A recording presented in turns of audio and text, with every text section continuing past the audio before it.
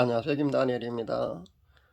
유튜브 방송으로 메시지를 전한 지가 벌써 만 2년이 되었습니다.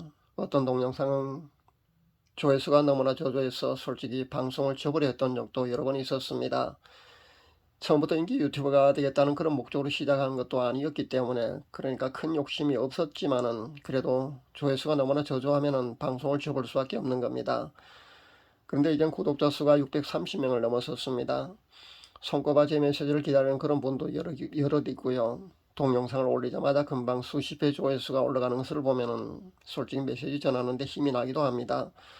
시작한 지 1년 6개월 동안은 제가 거의 한국교회의 배도에 관한 그런 회개를 촉구해 왔습니다. 카카오 스토어를 통해서 외친 것까지 합친다면 벌써 4년 6개월 동안 그렇게 기도하면서 한국교회 배도에 관한 회개를 줄곧 외쳤습니다.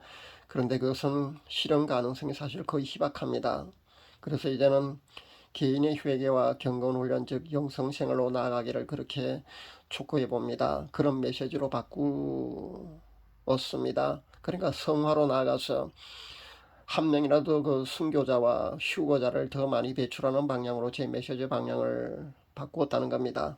왜냐하면 한국교회 배도에 대한 그 탈퇴와 회개는 실현 가능성이 거의 없습니다. 희박합니다. 이대로라면 아마 그 악한 지도자를 한 명 더 나오게 더 배출할 겁니다. 제가 예언한 대로 분명히 한 명 더 나올 것 같습니다. 악한 지도자가 한 명 더 세워지고 우리나라는 그렇게 위태한 지경으로 그렇게 치달을 겁니다. 이미 나온 한 명의 악한 지도자를 통해서 이 나라는 거의 초토화되는데도 불구하고 정신을 차리지 못하고 있지 않습니까? 그러면 이 악한 영적 상황에서 결국 한 명 더 악한 지도자가 나올 수밖에 없다는 겁니다. 그래도 한국교회는 아마 정신을 차리지 못할 것 같습니다. 그렇다면 결국은 끝까지 가는 거죠. 제가 5년 동안 눈물을 흘리면서 이 나라를 위해서 한국교회가 정신을 차리기를 그렇게 기도하면서 간절히 기다려왔습니다마는 이제는 이렇게 흘러가는 것도 결국은 끝까지 가기 위한 것임을 이제서야 깨달았기 때문에 제가 그 컨텐츠 메시지 방향을 그렇게 수정하기로 한 겁니다. 이제는 개인 회개를 그렇게 외치로 그렇게 작정하게 된 겁니다. 최근에 보니까 한국교회 회개운동도 이끄는 그런 몇몇 목회자들이 있더군요. 그런데 그 회개운동은 그 하나님의 관점으로 본다면 핵심을 빼놓고 그 다른 방향으로 가고 있기 때문에 하나님이 기뻐하시지 않으십니다. 그리고 본질은 빼놓고요. 하나님이 그 원하시지 않은 그런 사람들에게 보여주기 위한 그런 회개운동은 하나님이 받으시지 않으신다는 것을 분명히 알아야 합니다. 그래서 그 회개운동도 저는 실패라고 봅니다. 그리고 정광훈 목사의 나라 살기 애국운동도 그 방향 설정이 분명히 잘못되었다는 것을 밝힙니다. 처음에 선지자로 분명히 하나님이 씌우셨습니다. 그래서 말에 실수하는 것이라든가 아니면은 욕설을 하는 것을 두고 많은 사람들이 그 선지자라고 그렇게 욕설을 할 때 그렇게 손가락질 할 때 저는 그 사람을 그래도 두둔했습니다. 그런데 이제는 선지자로 분명히 하나님이 세우셨지만은 이제는 애국투사의 위치로 신분이 바뀌었다고 제가 분명히 밝힙니다. 회개운동을 전개하지 않는 선지자가 성경에 한 명이라도 있습니까? 한 명도 없습니다. 그러니까 선지자는 회개운동을 이끌어야 합니다. 그런데 정광훈 목사는 회개운동을 이끄는 것이 아니라 애국투사의 역할을 하고 있다는 겁니다. 결국 이 모든 것은 끝까지 가고 말 대한민국의 앞날을 보는 것 같아서 솔직히 생각만 해도 속이 쓰리고 아프기만 합니다. 그러니까 냉철하게 말씀드려서 시간만 조금 더 벌었다고 보시면 됩니다. 그게 냉정한 평가입니다. 그동안 애국운동을 하느라고 고생을 참 많이 하셨습니다. 그러나 그 정도밖에 되지 않는다는 겁니다. 그리고 역사가들에 의해서 한 줄이라도 분명히 역사로 쓰여질 수 있으리라고 생각합니다만은 그 정도밖에 되지 않는다는 것을 분명히 말씀드립니다. 제가 왜 개인 구원에 더 치중하려고 하는지 이 정도만 말씀드려도 여러분이 짐작하셨으리라고 그렇게 생각해 봅니다. 2022년도는 더 극심한 핍박과 고난의 한 해가 될 것 같습니다. 제 개인적으로도 경제적 상황과 그리고 다른 어떤 요인들로 인해서 아마도 대도시를 떠나서 한적한 시골로 들어가야 될 수도 있겠다는 그런 생각도 해봅니다. 갈수록 강도가 아마 더 세질 것 같은 빡센 의무접종과 범죄자로 구속시키는 그 법안 그리고 벌금을 부과하는 그런 법안까지 아마 통과되면은 의무접종 이 법안이 통과되기 전에, 그러니까 그 아직까지 접종하지 않은 그런 사람들은 아마 대도시를 떠날 수밖에 없지 않을까 생각해 봅니다. 대도시에서 생활하기는 아마 너무 힘들 것 같습니다. 그러니까 생존의 위기가 현실로 닥칠 수도 있다는 말입니다. 그 해가 바로 내년이라는 겁니다. 2022년도 말입니다. 전반기는 분명히 그 3월 9일 대선도 있고요. 그래서 전반기에는 아마 그 법안이 통과되지 않을 수도 있겠지만 분명히 하반기에는 통과될 겁니다. 그렇게 되면은 분명히 지금까지 접종하지 않고 있는 그 소수의 사람들에게는 아마 지옥과 같은 그런 상황이 닥칠 수 있으리라고 저는 생각해 봅니다. 거기에 대해 우리는 분명히 대비해야 된다는 겁니다.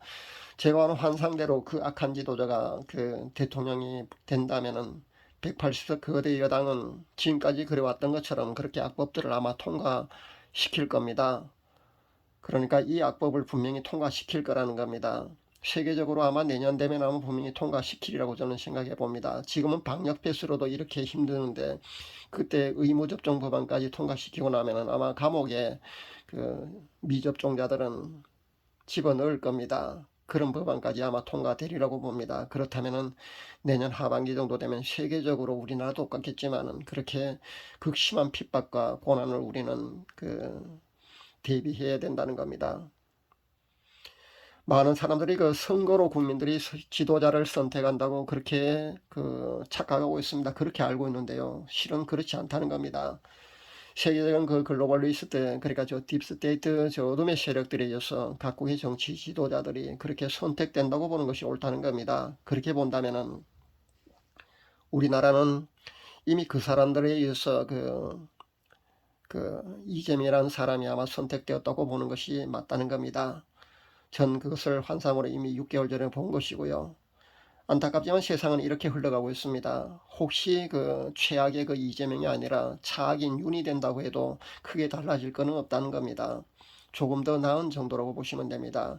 체제 위협의 그 가능성만 사라질 뿐이지 최악이든 차악이든 어쨌든 크게 달라지지 않는다고 보시면 됩니다. 왜냐하면은 저 글로벌리스트 그 딥스테이트 저 세력들의 그 지시를 받지 않을 수가 없거든요. 그렇다면 크게 나아지지 않습니다. 거의 비슷하다고 보시면 됩니다. 물론 최악보다는 차악이 되면 더 좋겠지만은 제가 본 대로 아마 그 악한 지도자, 그러니까 최악의 그 지도자가 한 번 더 나올 것 같습니다. 지금의 빡센 이 문제도 말입니다. 하나님의 종말 시기와도 맞물려 있거든요. 그것이 사실입니다. 그렇다 보니까 하나님이 만약에 적극적으로 여기에 개입하셔서 늦춰 주신다면은 2040년이나 2050년까지도 휴거 시기가 늦어질 수 있다고 봅니다. 그런데 만약에 지금 이대로 만약에 계속 진행된다면은 2030년 안에 그 휴거가 분명히 발생한다고 보는 것이 맞다는 겁니다. 제가 휴거 시기를 연도까지 그렇게 밝히는 것조차도 아마 굉장히 조심스러워 했던 것 같습니다. 그래서 연도까지도 그렇게 여러분한테 한 번도 밝힌 적이 없습니다. 왜 그렇게 했느냐 하면요. 그 시기는 성부 하나님의 고유 권한이기 때문에 그 시기는 사실 우리 인간이 이렇다 저렇다 그렇게 이러쿵저러쿵 얘기하는 것 사실 불경스럽다고 저는 생각하기 때문에 제가 연도까지도 밝히지 않았던 겁니다. 그 시기를 제가 짐작할 수 없어서 밝히지 않는 것은 분명히 아닙니다. 그리고 이 시기 문제만큼은 성부 하나님의 고유권한이자 하늘에서도 큰 비밀에 속합니다. 그래서 봉인되었다고 보시면 됩니다. 그래서 우리 인간들이 이러쿵저러쿵 논하는 그 자체가 사실은 타당하지 않다는 겁니다. 그러니까 하나님께 성부 하나님께 불경계에 속하긴다고 저는 봅니다. 그래서 저는 그동안 밝히지 않았습니다. 근데 만약에 2030년 안에 된다고 제가 그런 말씀을 드리는 것은요. 유엔 어젠다에도 분명히 2030년 안에 그렇게 그것이 모든 것이 다 끝나는 것으로 그렇게 나와 있습니다. 근데 만약에 2030년 안에 그 기간은 7년 대환란까지 포함시켜야 되기 때문에 결국은 그렇게 본다면은 휴거는 아마 5년 아닐 수도 있다는 겁니다. 그런 결론에 도달합니다. 5년 아니라고 해도 사실은 환란 전 휴거로 본다면 그보다 훨씬 더 빠르다고 보시면 됩니다. 그래서 제가 이 빡센 강제 접종 법안이 만약에 통과되어서 실행되는 그 시기를 우리가 예의주시해야 된다고 늘 그렇게 말씀드린 겁니다. 그만큼 이 세상이 현재 급박하게 돌아가고 있으니까 항상 기도하면서 우리는 깨어 있어야 한다는 겁니다. 시간이 그다지 많이 남아있지 않을 수도 있다는 그런 말씀이 되겠습니다. 휴거 신부로 준비할 그 기간도 사실 이만큼이나 촉박하다는 것을 분명히 우리가 알아야 합니다. 참 구독자분들께서 소액이라도 후원하겠다는 분들이 있어서 제 계좌를 공개하도록 하겠습니다. 액수의 많고 적음을 떠나서 후원하고 싶어 하시는 그런 구독자님들의 성의를 제가 무시할 수 없어서 공개를 하도록 합니다. 그리고 제 폰번도 함께 공개하도록 합니다. 후원하시는 분들은 제 폰번도 입력해 주시고요. 기도 제목도 함께 보내주시면 감사하겠습니다. 가급적 카톡이나 카스에 본인 사진 정도는 있었으면 좋겠습니다. 누군지 정도는 알고 제가 중보기도 해야 효과가 크기 때문입니다.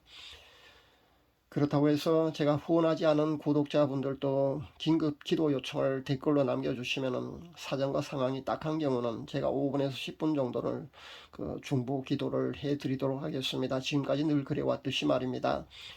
중병이나 심각한 상황이라든가 아니면 한 영혼 구원 문제 같은 그런 경우는 한두 번 기도한다고 해결되는 것이 아니고 지속적으로 기도를 해야 하기 때문에 이런 말씀을 드리는 겁니다. 꼭 그렇게 해주시기를 바랍니다.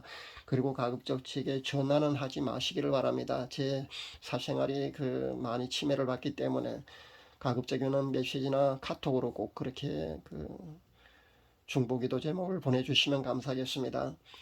이제 갈수록 성도님들에게 가해지는 핍박과 고난의 강도가 더 세질 것으로 그렇게 예상해 봅니다. 함께 기도하면서 슬기롭고 의연하게 여기에 대처해 나가야 된다고 저는 생각해 봅니다. 보혜사 성령께서 우리와 함께 하심을 잊지 마시기를 바랍니다.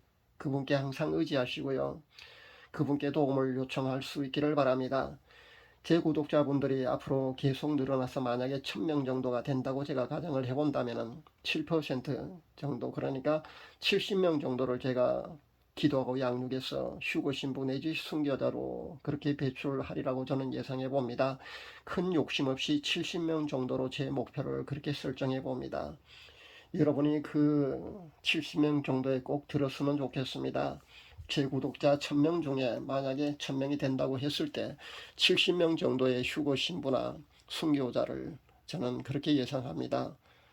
꼭 그 정도의 휴거 신부들 내지 순교자들이 제 구독자분들 가운데서 나왔으면 좋겠습니다. 여러분들이 그 주인공이 되었으면 좋겠습니다. 한 명이라도 더 많았으면 더 좋고요. 더할 나위 없고요. 꼭 그렇게 휴거 신부들이 한 명이라도 더 많이 나왔으면 좋겠습니다. 그리고 순교자들이 한 명이라도 더 많이 나왔으면 좋겠습니다. 그렇게 되기를 간절히 기도하면서 제가 양육하도록 하겠습니다. 감사합니다.